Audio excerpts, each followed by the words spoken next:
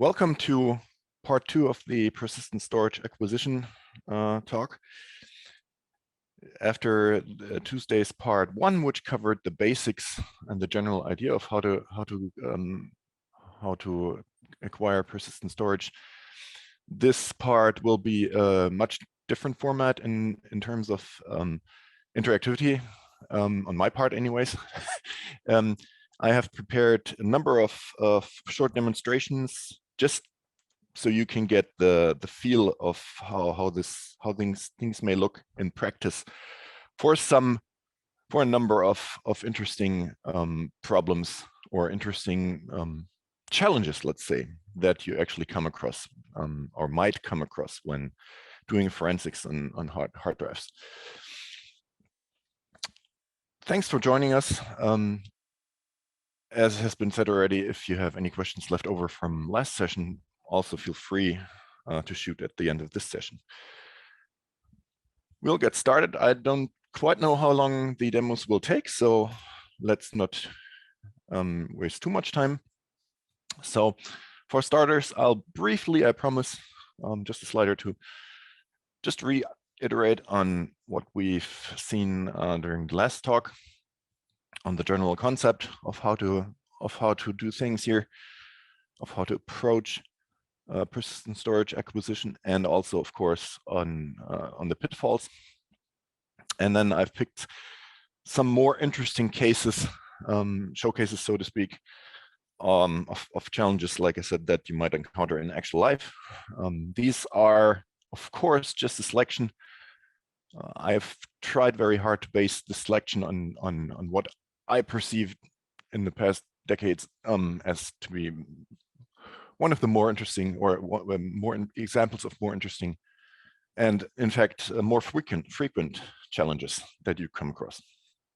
So we're going to look at how to grab data through, if you cannot get to the actual drive, and so from the network, through the network rather.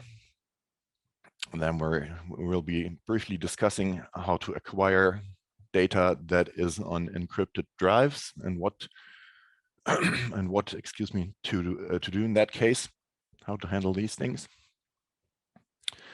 We'll briefly discuss some special cases, some specialties when it comes to virtual machine images. Finally, one thing that has come to on my personal screen, personal radar very recently. I've had a couple of cases, in fact, where I've had to look into Docker images extensively. So I thought that might be worth a show here. And finally, we'll discuss what to do if everything else fails. What's sort of your last resort? What can you do if you cannot do anything else? So your backup plans. And finally, of course, when all is said and done, there's hopefully still time for plenty of questions and discussions, and hopefully we'll be able to answer all the questions that you may have. Again, if you have any questions from last session, please feel free to ask. And again, as in last session, I feel obliged to mention that I'm not a lawyer, neither are the colleagues at DFN-CERT who have presented this series with me. So we do not give any qualified legal advice. If you have any doubt on what's happening on your side in any particular case, please go see your lawyer. I'm not going to spend more time on that. We have already discussed that. So for the recap of last session. So there's the general situation is that there's some persistent storage that you would like to have a look at for whatever reason. And the objective, of course, is to rescue, quote unquote, as much information as at all possible.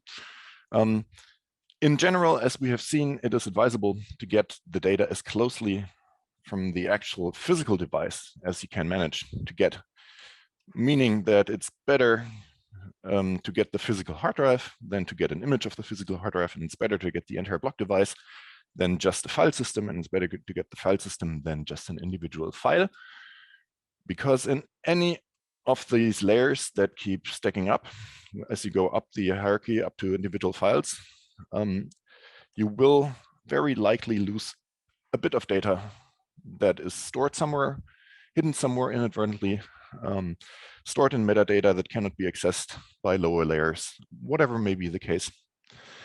Either way, you will likely lose data that you might or might not, but very likely might find interesting later on in your analysis. So the general goal is to get as closely to the hardware as possible. Make sure you have sufficient target storage available, of course. Mind the necessary information, in particular crypto keys, before you shut off any running systems. That is the most critical thing, but not the only one. There's other pieces and bits and pieces of information that might turn out to be interesting as well. But that's if you don't have crypto keys, then all is lost. And of course, be extra careful whenever you handle original data, original evidence. If it never looks good if you copy a blank hard drive over original evidence. The other way around would be much better. Always store make sure that your master copies, the original evidence, is put in a secure location safely, where it doesn't get accidentally deleted, where it doesn't get shut if there's a power surge, or people that are not supposed to see them cannot see them. Write protect your data whenever it is possible and feasible to do so. And always make sure that you actually have all the data and have all the data in the correct form. And that will be it. These 5 minutes of recap shall suffice for what we're about to see. So let's go to the interesting cases. Case number 1. So the situation may be that there's some storage in a place far, far away that you cannot actually walk to or get to in any other form other than through the internet. For whatever reason. The reason may be that it's actually far away and you actually cannot go because it sits on Mars. Who knows? It may also be that you just decide it's not worth the effort, which is fine as well. The first thing to realize is that there is no way that you get anything done unless you either have somebody local who helps you, who is willing to and able to help you, or if you have some prior way of connecting to that system. So some sort of login that allows you to access the system at all. But that is a different problem in terms of technical problems. We'll just assume that somehow, by some way, you magically have access to that system. In most cases, I'd imagine, and that certainly was the case during my career and as a CERT guy. In most cases, there's local system administrators that are, in fact, usually more than willing to help you and to assist you if you have a good reason for wanting to access their data, and that good reason actually is a good reason. So the first question, the most prominent question then is: so there is a running system. Would you prefer connecting to that running system and access the data on the running system while it's running? That may be fairly easy to do. If you think, say, for instance, a compute cluster that you may have already access to, then that may actually be the easiest way to proceed. Just connect to that cluster and do your thing, whatever you're trying to do. However, this has the critical drawback that obviously the system itself is running. So there's really some things that you cannot very reliably do. As an example, you cannot really image the root file system while the system is running. Particularly, this may or may not be of concern but it may be particularly interesting for systems when there's lots of activity. So for instance, in a given, in this example of a compute cluster, well, the login nodes, well, when they are running and accessible to the users, are certainly seeing much more activities than say a desktop of some random scientist while he is on vacation, or she. So there's obviously different degrees of problem here, but if you have a system that sees a high load in terms of user activity, then it may or may not be a problem. It will likely be more of a problem for you to image a live system, because there's inconsistencies in the file system if you start imaging it while it's running. So the alternative then is to have some local hands, for instance, a friendly sysadmin or user who is willing and able to, say, boot a boot CD of some image of your choice. In that case, for instance, you might want to have somebody boot the Grimmel GRML Linux live CD, which is quite handy. And then, if you do that, of course, you have booted an external system from the point of view of the root file system that's in the machine. But you can still access the file system, the persistent storage that you're actually looking for. So that obviously is a harder thing to do in terms of effort and in terms of things that you are that you need to do, steps that need to be done, and things that can go wrong. Depending on the machine, it might be easier, it might be hard to boot from say a live CD with Linux and still access all the storage devices that you're interested in. There's cases of for instance, compute clusters that run on Itanium processors. So that might not be, well, I'm not sure whether these are still running, to be fair. Well, one of the cases I've worked was running on Itanium processors. So that might be harder to get your hands on a boot medium that will readily boot that and still see all the juicy attached storage devices. So that's something you'll have to decide, and it doesn't really matter for what we'll be seeing as general approach next, because either way, one way or the other, the job then is to copy the interesting data back home to you. So how to do that? Obviously, we've already talked about how storage size, or rather the size of the persistent storage that you're looking after, is a limiting factor in terms of both you need to have at least the same amount of storage available as a target storage in your lab in order to process and store the evidence. But you also, and I've brushed on that, you also need time to actually copy the data from the source, the evidence source, onto your target systems. And while it's painful maybe to wait until a SATA drive clones onto another second SATA drive that sits next to it, it's nothing compared to having to move that entire SATA drive through the internet.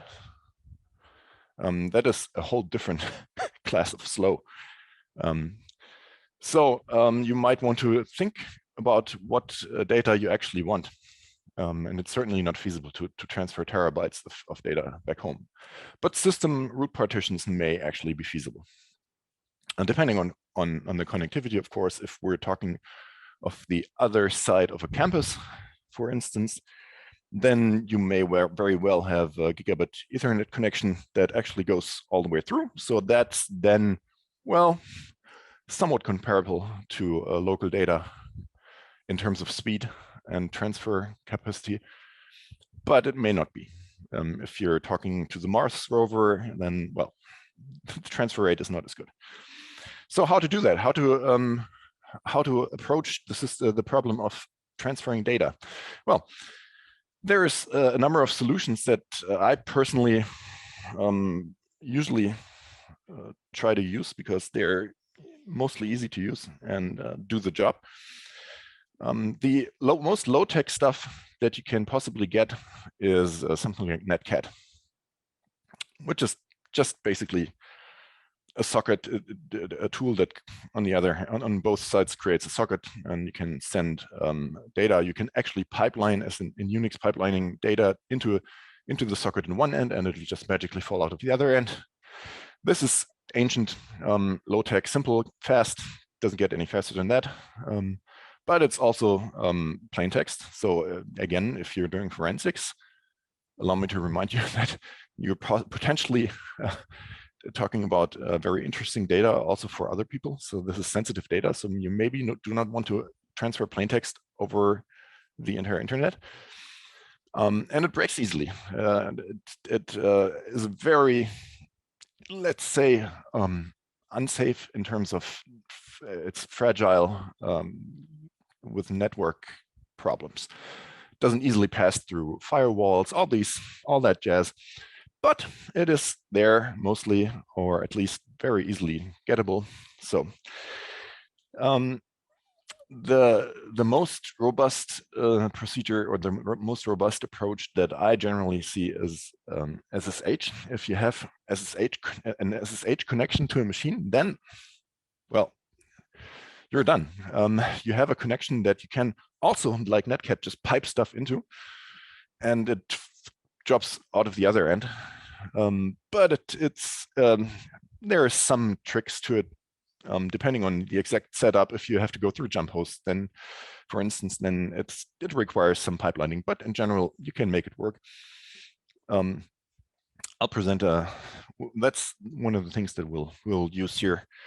And I'll show you in a moment how to easily, I'll show you some things that I like to do that make your life easier if you pipeline stuff through SSH. And then there's fairly, well, not new maybe, but different approach products that are unfortunately not, at least so far, not capable of transferring block devices. But if you have larger files, say if you gather, if you decide that the entire block device is too much to transfer, then you might decide that, well, I'll gather the important data from this as far as I can see real quick, and then I have a large zip file here, or a tarball or whatever. If you want to transfer that, well, then there's, for instance, Magic Wormhole, which does a direct machine-to-machine file transfer, if at all possible. If it's not possible because there's no network path that is not blocked by firewalls and stuff, then there's a relay involved. Public default relays is baked in there, which also spells the problem because the traffic, while it's encrypted and supposedly securely encrypted, I have not personally done a security analysis of the protocol, but it seems to me seems that it's fairly secure. But still, I mean, it depends on how safe you want to play the game. So there might be a relay involved with a public relay that sees all the data flowing through it, encrypted, mind you, but still. So you can always have your own relay, which is what I recommend. Set up your own relay for this. Then in that case, all your worries are gone. Nobody else is seeing the data except for people on the wire, of course. But if you're transferring stuff over the internet, then of course somebody's going to see stuff on the wire. So better security in terms of having your own relay requires some effort. And then there's Croc.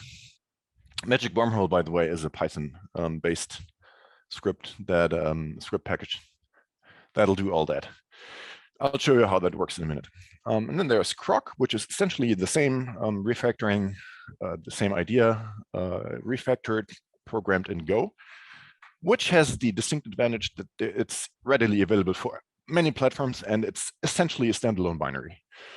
So I like it for that reason.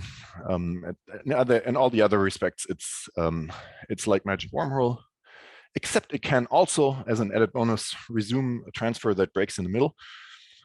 But it is slower than Magic Wormhole for whatever reason. I haven't analyzed that, but it's considerable. It's like a factor of 2 or 3, as far as I can see. So that might be interesting. So let's have a look at how this looks in practice, shall we? That's unintended. Let me fire up my demo machine here. And then let's fire up this machine as well. Hopefully you can still see my screen. Yeah, Socket is, I just had a look at the internet, at the chat. Yeah, Socket is another option, of course. So I've prepared some demo machines here. Do not be alarmed. These are different machines on my local VM bird manager system. So let's see. Let's say I have this machine here, Debian 10 burner, unencrypted for the time being, that I want to have a look at. And let's say I'm coming from this guy, which Zoom is annoying. Zoom keeps popping in from above. So let's test that. What was the IP address again? Let's get in there. 122.26.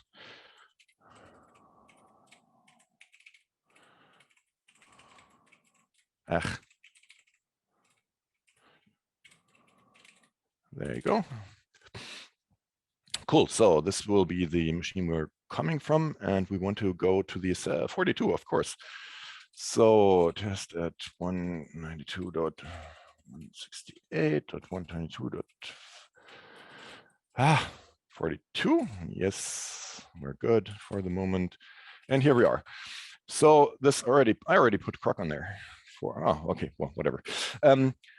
So this is exactly the situation that you have a running system, except nothing much is going on this virtual machine, of course. So you have a running system that is running its own native system.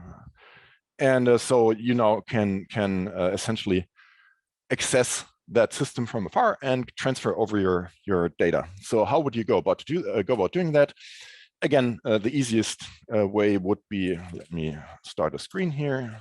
The easiest way would be to have a listener here on this end. A netcat listener, I've already prepared that, of course. A netcat listener, this guy listens to port 12345, which is just arbitrary.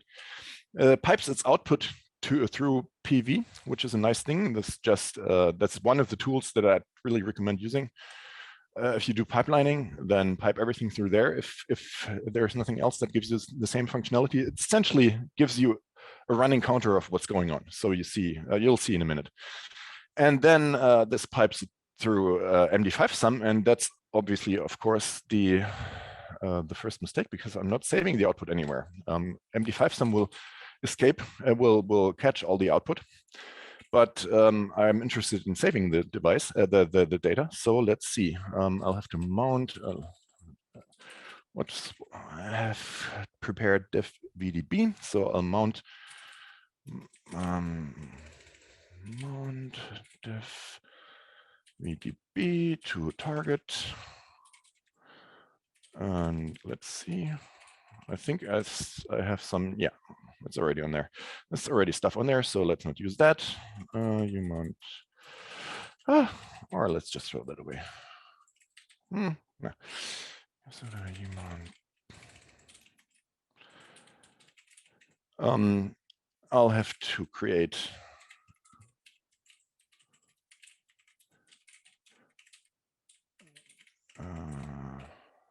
So there you go. And mount that there, and here you are. So now I can just put that, put the output to target vda.raw. And of course I have to sudo that. And here we are. And on the other machine, we can just test at 192.168. 128.122.41 it was. And on this machine, we can just, what? Of course. Sudo cat def VDA to netcat 129.2.168.122, and now of course you have to know the address of the receiver 122.126 and port 12345, and here we go. And this is now running. Here's this PV utility that I've mentioned. So this gives you a nice running total of what's happening. And I've seen suggestions in the chat that using DD might be faster with the correct block size. That is absolutely correct. If you use DD and you take a block size of say a megabyte or 2 or 10 or whatever, you don't have to play with that. Then that's a bit faster in this concrete setup. That would save me maybe 20 seconds, but it's not as bad. So now we get the entire disk.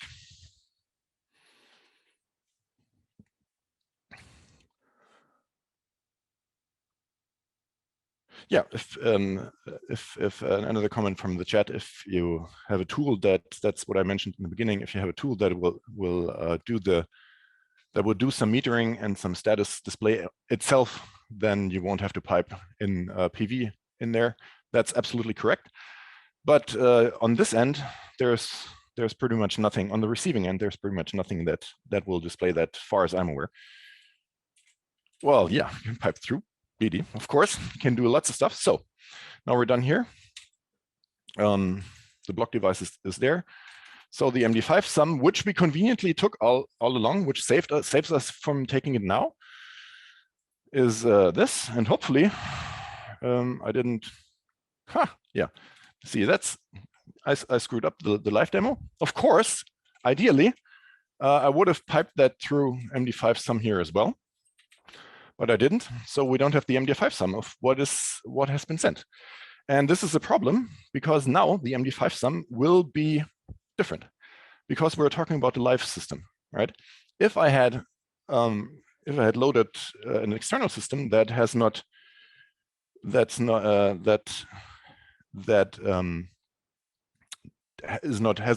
the file system mounted that I'm transferring, then there wouldn't have been any changes. But since I didn't do that, now the file system has changed, and that's one example of all the things that all the little things that can go wrong. So now actually would theoretically have to retransfer it. I'll just trust you, believe me, that this is all good. And now, for instance, we can have a look at what's going on here and see that the target file is in fact a valid file system. Let's do that with kpartx and have it. Yep, that worked. Excellent.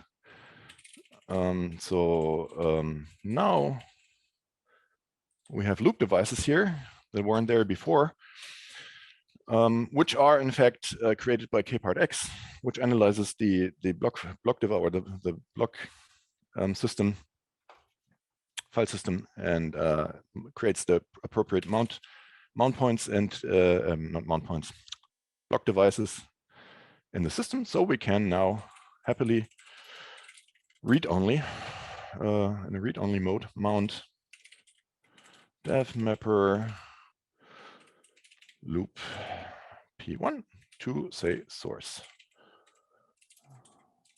And there you go.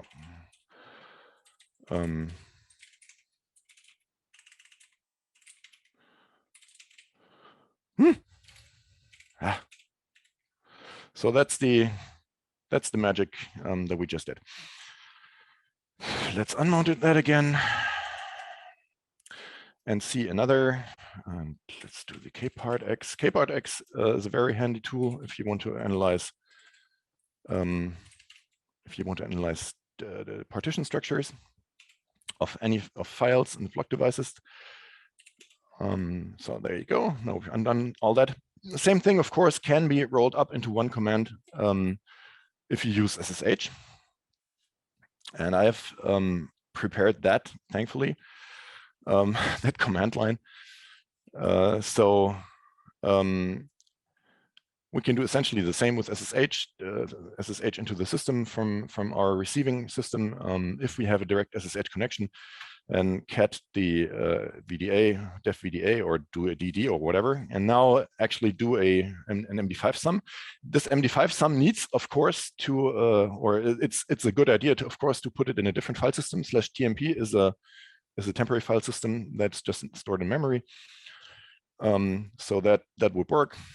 And I'll put that again to target whatever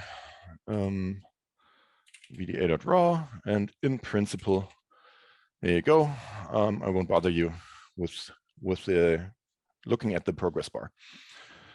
So one last demo just to show how croc works. Let's say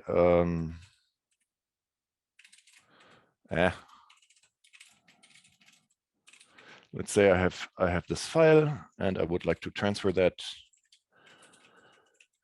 croc static send of O. That's essentially everything I have to type in.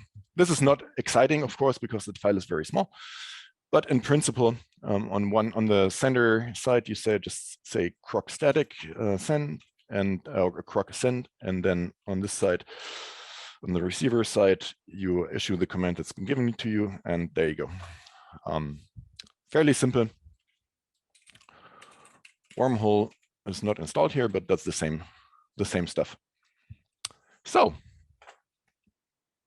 looks the same. We'll see that in a bit. I'll use that in a bit. Cool. So in the interest of time, let's move on. This is probably the demo that took the longest. The other ones will be a bit shorter, so that should be fine. For the next demo, let's assume that you have you want to look at an encrypted hard drive. Obviously, if you don't have the key to unlock the hard drive, then you're not going to go anywhere. Now, one thing that's important to realize is that there's two kinds of keys in this context. One's the key that the user actually enters on the keyboard to get the crypto volume unlocked. But that is not at all the key that is actually used by the encryption algorithm to run the encryption. That's a totally different key in most cases. The reason is that you don't want to, there's many reasons for that actually, but one of the reasons is that you want to be able to change the user front end password in case it gets compromised, but you don't want to re-encrypt the entire hard drive for that. So what you do is you store the actual encryption key somewhere on the hard drive, and encrypt that with the user key, with the user supply key. So either one of those keys, as long as you have the hard drive, will enable you to open the hard drive and unlock the contents. And there's essentially two methods of getting the key. Three if you're law enforcement, but we're not. So number one is you can just ask nicely. Maybe she will give you the passphrase. Well, right? I mean, if you have a cooperating user, then that's a very real possibility. That's the uninteresting case, so that we're not going to be talking about that.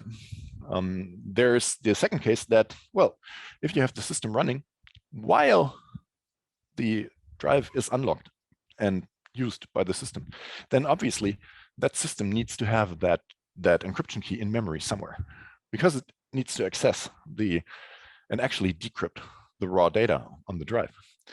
So if you manage to get your hands on the system while it's running with the drive unlocked, then you're good, because then I can refer you back to 2 or 3 talks into the past when Klaus told you all about memory dumping, because that's what you can do. You just dump the memory and then heuristically look for the encryption key. Depending on the system, I mean, the details are, as always, the details are scary and not quite as clear-cut as I'm making them right now. In practice, you might need to have some luck, but in principle, it's all easy peasy. And then unlock the working copy. With that approach, of course, you don't get the key that you can enter in the keyboard when the system is booting, but you get the actual master key. But fortunately, there's obviously ways to mount or to unlock systems with that as well. And having said that, the alternative approach, if you have access to a system while it's up and running, of course, is, well, if you can log in, for instance, just log in and dump all the data from the decrypted device. I mean, it pops up as just another block device essentially, so you can clone that instead. But that's boring as well in this context. So we'll concern ourselves with how to grab keys from memory dump, just to show you that it actually is not that hard. So the critical part is getting the master key out of a memory dump.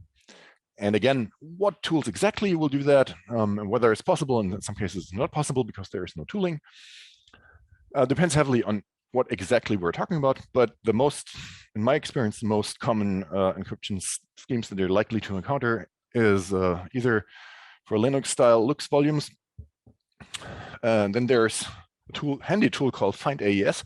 And there is more than this tool, I'm sure. This is just what I use. But there's more than just these tools, right? Don't ever assume that my lists of tools are in any way complete. This is just suggestions that I find useful. There may well be other tools that work better for you even, or just as well. Totally fine, totally up to you. I'm just telling you what I find nice. So there's Find AES that essentially walks through a memory dump, and then you can use regular crypt setup to open that. We'll see this process in a minute, just so you see how it looks. And then there's for BitLocker, the Windows world, the volatility framework has a plugin that, there is a plugin for the volatility framework. I don't think it comes with the volatility framework. You'll have to install it. But anyways, there is a plugin that analyzes memory dumps, and I believe also the swap files, or hibernation files rather, for what Windows calls the full volume encryption keys, FVEKs. And then there's the BDE mount tool that will actually open that. So let's have a look at that, shall we? So let's start this machine. And this is essentially just a blank Debian machine, like the unlocked version, but with a encrypted file system. And there you are. Now we need a memory dump. So the easiest way right now here, because it's a VM, I can just save the state. And then, of course, this is then on my host. I'll have to copy the saved state. I've prepared that. That's the saved state. And then I don't own that, so let's make that mine. Find AES. That's going to take a bit. Can take a minute or two. But there you go. So that was fast, actually. So that's let's fire up the. Go away. So these are the AES keys that this tool thinks it has identified. In this particular case, let's move over to, or actually, that's good. In this particular case, there's 3 potential keys the tool thinks it has identified. And the one thing to know is that with this particular type of encryption, and that's one of the things that you'll find out if you do it, always 2 of these go together. So there's, I deleted the key. So there's 3 potential keys. The tool thinks there might be that heuristically look like they might be the master keys. The very first one I can rule out right off the bat because, well, no, that's just one to whatever. That's just a running counter. That's obviously not the key. So there's 2 potential candidates. And the next thing you need to know is that the order is reversed. So the actual key would look like this. So now we have 2 potential candidates. And again, in order to save on the transfer time, let's just copy the encrypted burner image here. Does it work? No, it doesn't work, does it? That won't work. Anyways, so here's the keys. And in principle, you would then step through the keys and you'd holy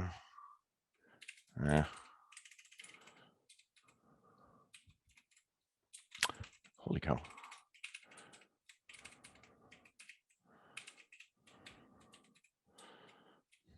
In principle, you step through the keys. The problem is, of course, that these are now not binary. You need to have them in binary format, which do with the handy XSD command, like this. And then you have this command, for instance, gives you the binary format of the first line of because I did a head 1-1 of the first key. If you do that, it turns out that the first key when I prepared this, I already recognized the keys by their site. So I know this is not the right key. So I have prepared that. Let's save some time. So essentially, this is the same input here already. This is the correct key. The second line to A65. To A65, that's this one. And so XXD, here's the binary of that. And I did already have this image saved. Let's see what format that is. That's a suspend image, my mistake. Mount sudo def vdp to source. Helpfully, I have the raw device stored here as well. Let's just save on the copying time. And I believe that is the entire disk. Yep. So I'll have to do the kpart x voodoo again. There you go. Now we already have this thingy again, and this time around we have 2 loop devices, 2 partitions rather, because when you encrypt a complete Linux system, then of course the boot partition is separate and cannot be encrypted because it needs to somehow bootstrap. So this is the 500 megabyte boot partition, and this is the actual encrypted device. So this is the one we'll have to unlock. So let's do that. Sudo crypt setup locus open, and the option to do that is master key file, and it was key.binary, and we would like to open def mapper loop 0p2 and to say unlocked, and there you go. Now you have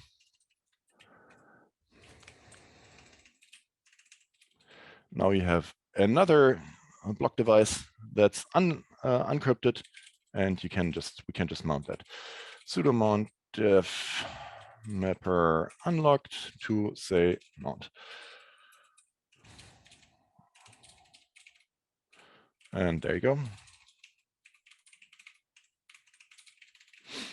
The encrypted device. It's fairly simple once you have the toolchain in place and have the right tools. Certainly easier than some people hope it would be. So next, normalizing drives. Let's imagine that you are looking for a VM image file. So virtual machine image files obviously are not raw devices, as in at least most forensic tools do not handle those very well. They can't handle those formats gracefully. So what you need to do is, the approach for this is convert the image file into something that will be accepted by the usual forensics tools. And the way to do that is, depending, again, it depends really on the context, depending on the format of the input format, and whether or not snapshots are in use and what you want to do with the snapshots. Potentially, you'll have to flatten the snapshots first, because a raw disk obviously doesn't support snapshots. So the general tool to use is QEMU-IMG. That's the image tool, VM disk image tool from the QEMU project. That's the Swiss Army knife of image formats. That'll convert everything to everything else and its brother. So that works amazingly well in my experience.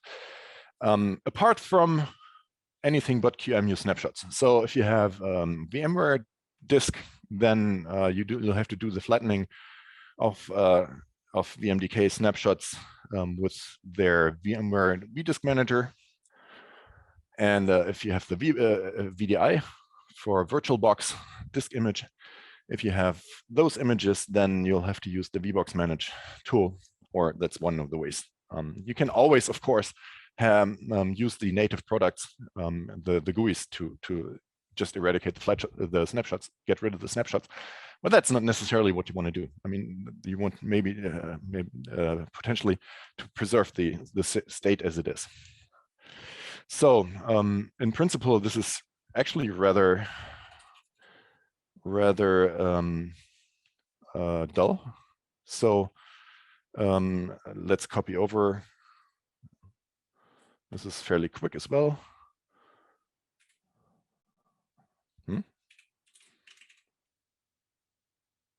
What? Why does a copy not work?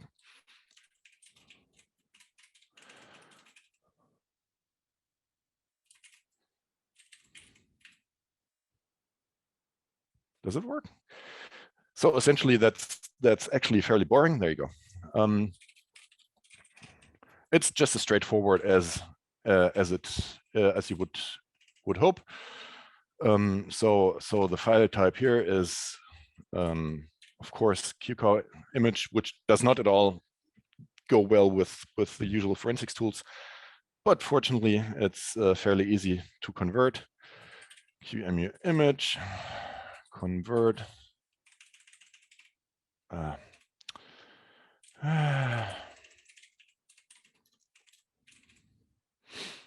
And there you go.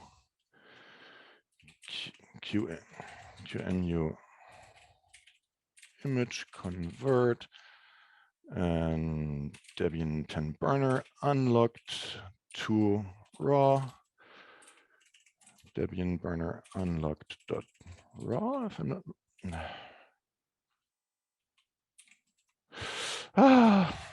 That's one of the command lines I did not jot down. I should have. I apologize. Anyways, it's basically just as simple if you have the right if you have the right option.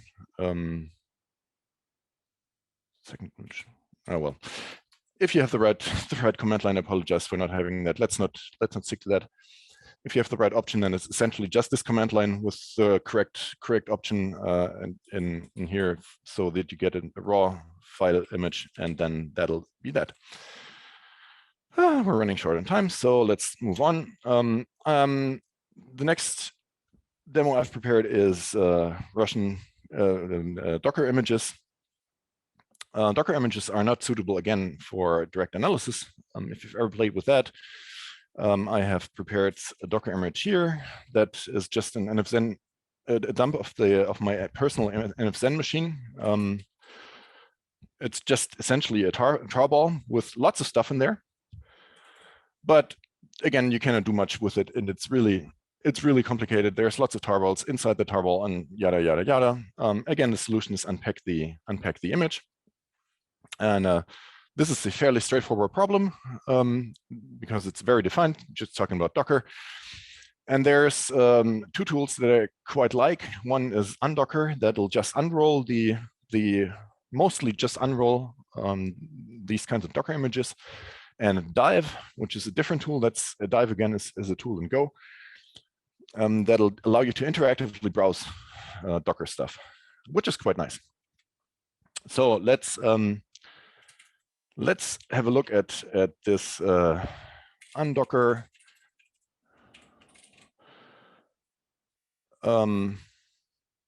So this command lists all the images that are in the Docker file. And indeed, there's only one image in there. There can be many images in the Docker file, but this is just the image NFZen latest. You can also tell it to list the layers that are contained in the Docker file. So in this particular case, there's 4 layers. So you have 4 tarballs, if you will, contained in that Docker file. And you can unpack that. Let's unpack that to foo. And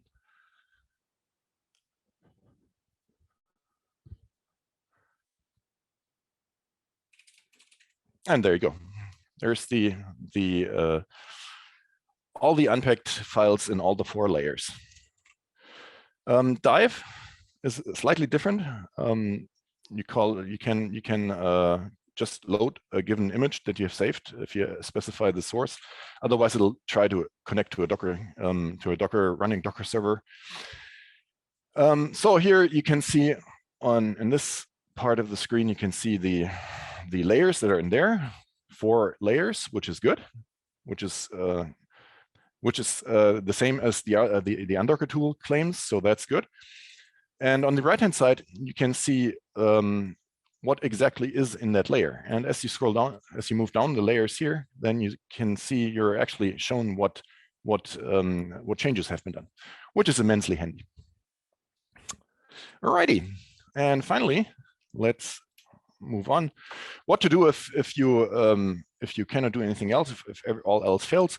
Well, the last resort from my point of view is to do analysis on the target machine.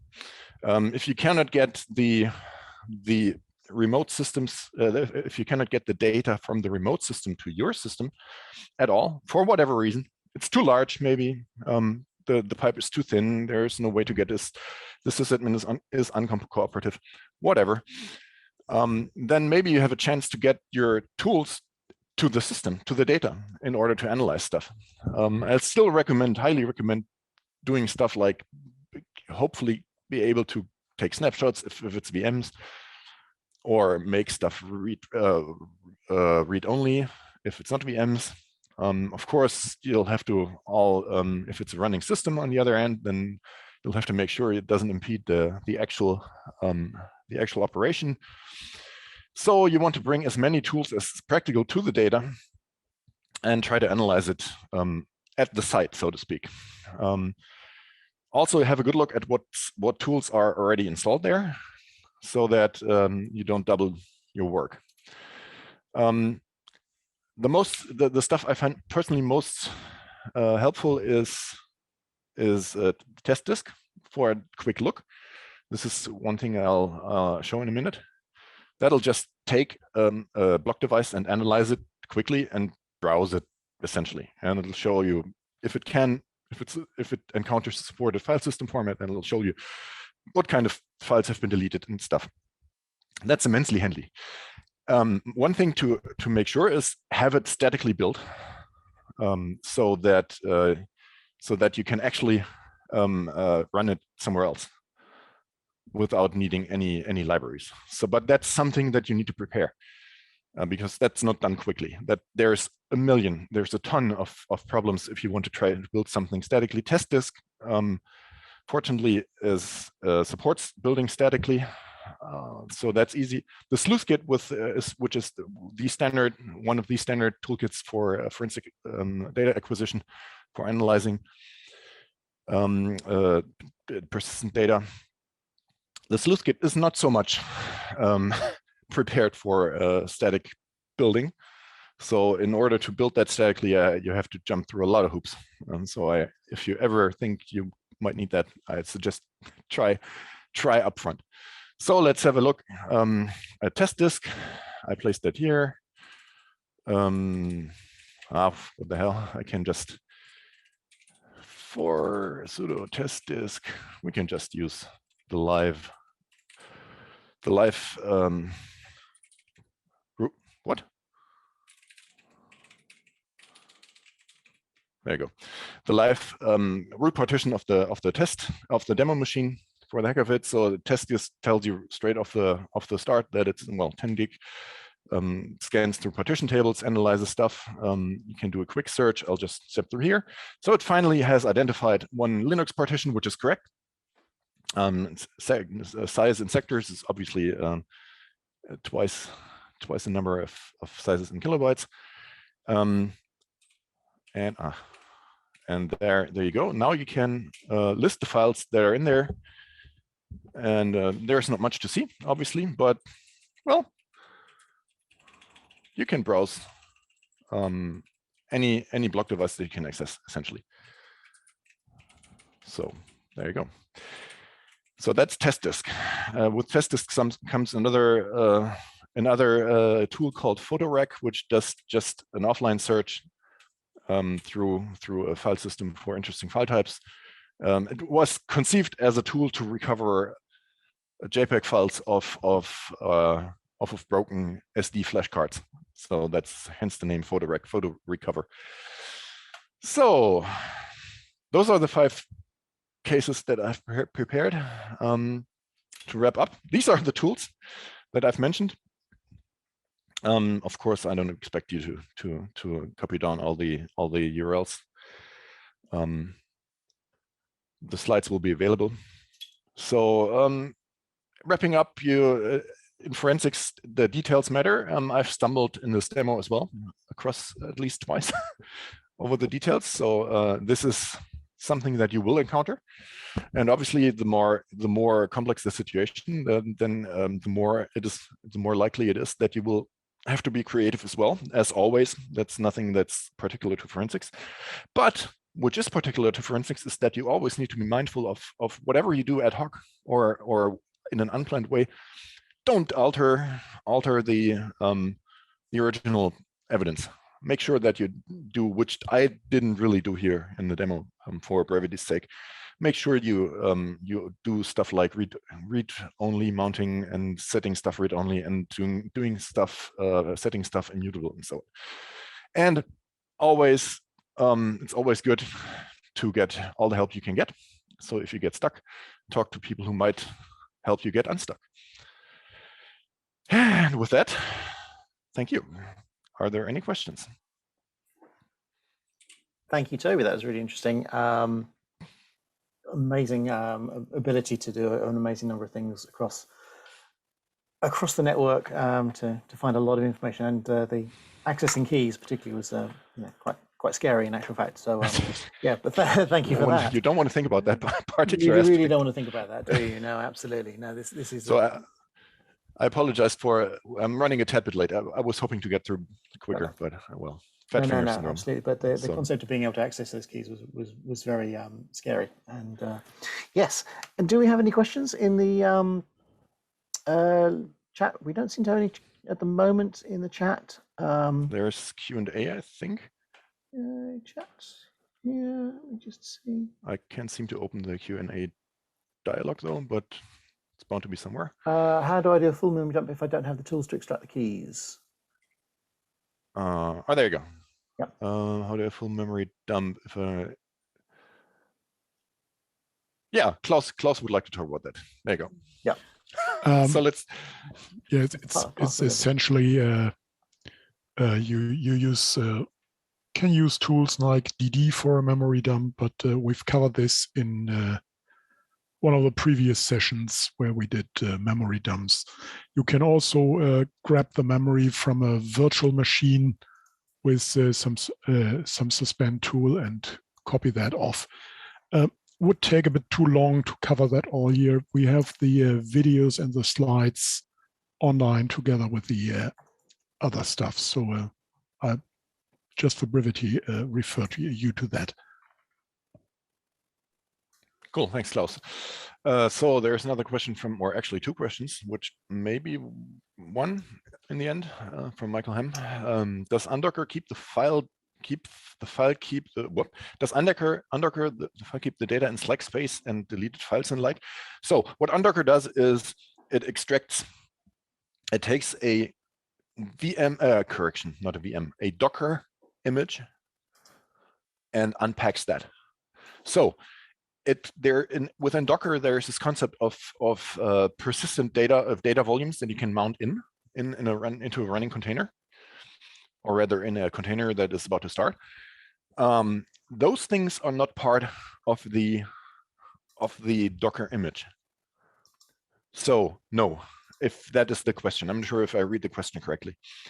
The parts that are on persistent external volumes, external in terms of the Docker image, data that is external to the Docker image is obviously not touched by Undocker. Having said that, Undocker is able to step through the individual layers of files, and there's layers that will delete files that are found in the layers above it, so below it. I'm sorry, so to speak, in the layers that it's based on. And Undocker is able to handle that. So you can tell Undocker, I'd like to extract everything up to that layer. Dive does a much better job in visualization, in my opinion. Then you can interactively browse what files have been deleted, and it'll show you what files have been deleted. I wonder whether my demo actually has deleted files. I'm not sure, but I can have a look. Maybe we'll find some deleted files right on the fly. So if I change over here, on the bottom here, it says you see it's added files, removed files, modified files, unmodified. So we can turn off unmodified. We can change. So now we only have the changes. The first layer obviously doesn't have any changes, but if we take in the second layer, then there's some lane changes that start to pop up, right? So now you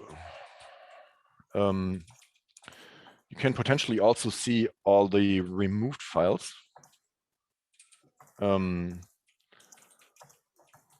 But I don't think that this particular image has any, unfortunately. But you would see removed files in here, if that answers the question.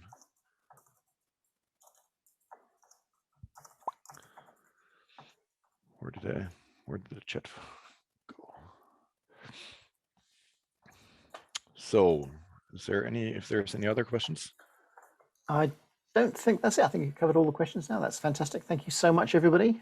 We've run a little bit over, but that's absolutely fine, I'm sure. As I say, we'll have this recorded and it'll be available later. And I'm sure all of the slides and a list of all of the tools and links to use those tools will be available as well. So hopefully you'll have a great deal in your toolbox to help you when you need to do these things yourself in the real world. Okay, thank you, everybody. Thanks again for your attention. And if anybody has any questions that pop up, feel free to contact us. Absolutely. Or me, at least. There'll be contact links on the various files and everything else. Yes, so, yeah, exactly. Absolutely. So Thank you feel free very to much, contact us. Thanks a lot. Thank you. Bye-bye.